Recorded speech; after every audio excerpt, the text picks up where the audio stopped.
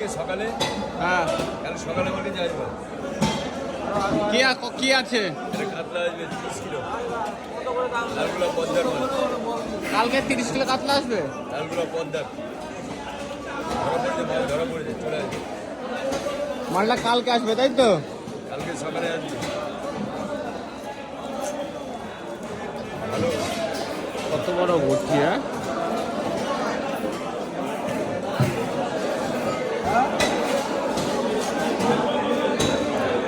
তুমি কোথায় ছিল অনেকদিন গায়েব হয়ে গেছিল তো দেখছি না বেড়াতে গেছিল বেড়াতে জঙ্গলমহলে বেড়াতে গেছিল